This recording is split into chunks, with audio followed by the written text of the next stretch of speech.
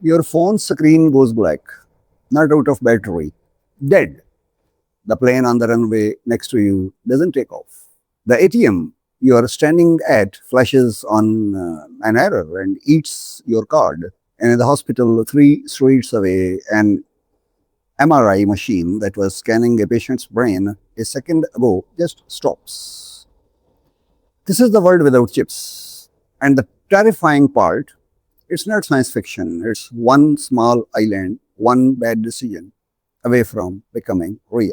So what actually is a chip? Strip away the jargon and it's simple. A microchip is a tiny slice of purified sand, smaller than your thumbnail, carved with billions of microscopic electrical pathways. Think of it as a brain so small it fits on your fingertips, but powerful enough to run everything from your phone to fighter jet. I'm Naeem Sidhu.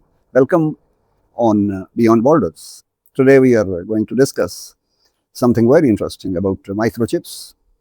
Here, what you're about to find out. What does a piece of sand of size of your thumb control more power than an army, any army on Earth? Why does almost every country on the planet depend on one tiny island to keep functioning? Who actually wins if that island goes dark? And why is Pakistan and India, huge countries, completely absent from a race that's about to decide who rules this century? India is to some extent working on it, but Pakistan is not anywhere in the race. Let's start with a question you have probably never asked yourself. What actually happens in 1 hour after every chip on Earth stops working? You can't survive a single hour of modern life without a chip, even if you have never thought about it. Walk into a hospital and it's chip keeping patients alive inside X-ray machines, ultrasound scanners, MRI systems, CT scan. Step onto the street and every car passing you is basically a computer on wheels. The key that unlocks it, the brakes that stop it, the navigation guiding it, all run by chips. Zoom out further and it scales to the entire planet. The trains moving millions of workers, the planes crossing oceans, the banking system processing your ATM withdrawal, all of it directed by invisible traffic cops, smaller than a fingernail. Now, here's the part that should genuinely disturb you. Almost no country on Earth can actually make these chips. A staggering 90%, and some stats say 92% of the world. Most advanced microchips come from a single company on a single island, Taiwan. I remember political scientist Kenneth Walls once argued the global stability depends on how power is distributed. Right now, it isn't distributed at all. It's concentrated on one island the size of Belgium in Europe. Snap that thread and your car doesn't start. Your bank freezes and the modern world grinds to a dead stop. So why hasn't someone already fixed this? Because fixing it means going through Taiwan. And Taiwan knows exactly what it is holding. The tension across the Taiwan Strait, to most people, it's like a routine territorial dispute between Beijing. Beijing wants to reclaim what it sees as its own, and that comparison misses everything. Hong Kong was a different. It was a different story. It was a financial hub. Its takeover shifted political lines but didn't halt a single global factory. Taiwan is different. This isn't a fight over land, language, or flags. It's a fight over microscopic prize that decides who runs the modern world. If China takes over Taiwan, it doesn't just redraw a map, it seizes the chokehold on the computational brain of the entire planet. This is what is known as the Silicon Shield. For decades, Taiwan's semiconductor industry, anchored by TSMC, Taiwan Semiconductor Manufacturing Company, has been its ultimate defense. Make yourself so indispensable that no one can afford to let you fall. For Beijing, capturing it means dictating terms to every tech-dependent economy on Earth. And actually, every economy is dependent. For Washington, Losing access means its military edge vanishes because we know that the modern military hardware, it runs on microchips. Its tech giants collapse and its global influence gets cut overnight. But here's the twist nobody is talking about. The shield is cracking. The West wants the chips but hates depending on an island sitting in China's shadow. So it's racing to clone Taiwan's ecosystem at home. And you know the problem? You can't copy 30 years of specialized engineering in a few budget cycles. And that creates the countdown. The moment the West builds enough chip capacity of its own, Taiwan stops being irreplaceable and instead becomes the single most dangerous flashpoint on Earth.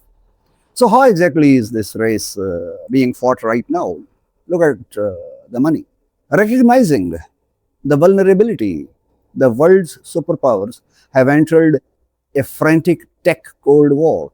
Washington has choked off China's access to advanced chip making machinery while pumping tens of billions into the CHIPS Act. Beijing is burrowing through historic state capital to build an independent supply chain from zero.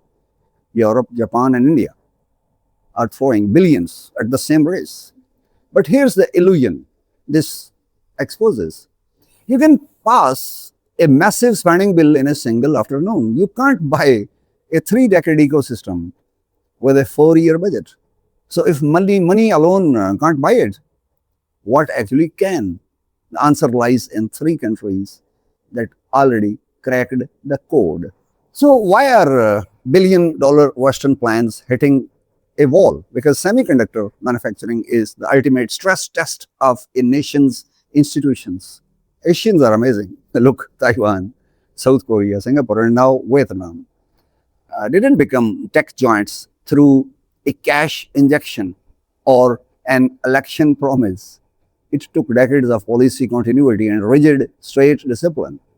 A single advanced chip factory demands zero power fluctuation, clean rooms, cleaner than a hospital operation theater, and total legal certainty for investors. These nations built the discipline first. The chips came after. So where does that leave the rest of South Asia? The answer splits the region in two. Turn the lens to South Asia, and the divide becomes impossible to ignore. India has clearly read the room, launching a multi-billion semiconductor push to lure to attract global manufacturers to its shores. New Delhi still faces real structural hurdles, but the direction is unmistakable. It refuses to left behind. Pakistan isn't even at the table. Despite a massive young population and genuinely talented engineers, there is no coherent long-term strategy in sight. While Asian tigers climb the ladder through decades of discipline, Pakistan's ruling class stays locked in short-term fighting. This isn't just a missed opportunity. This is the same pattern you have seen before. A country too busy managing its next crisis to ever build the institutions that would prevent the next one.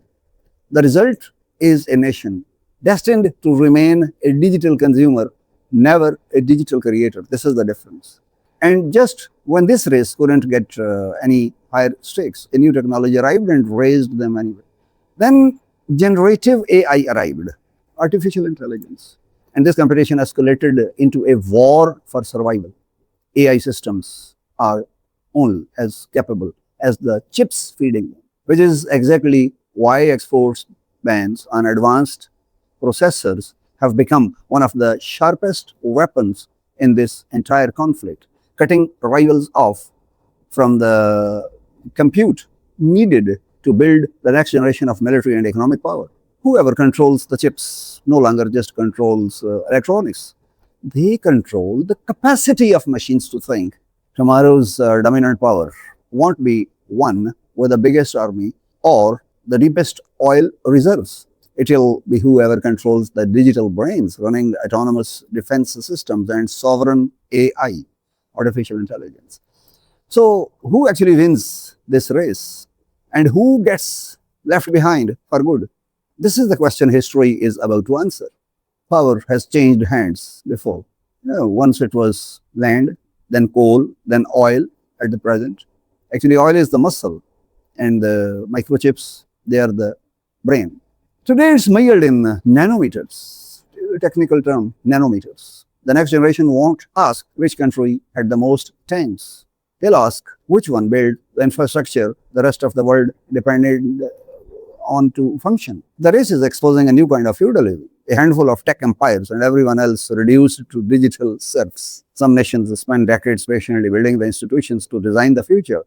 Others stayed trapped in political theater and are about to discover they've been left with only one option: to buy that what they never built. Thank you very much for your time, dear Beyond Borders viewers. I request, if you like this discussion, please subscribe, and more importantly, please comment. Thank you very much.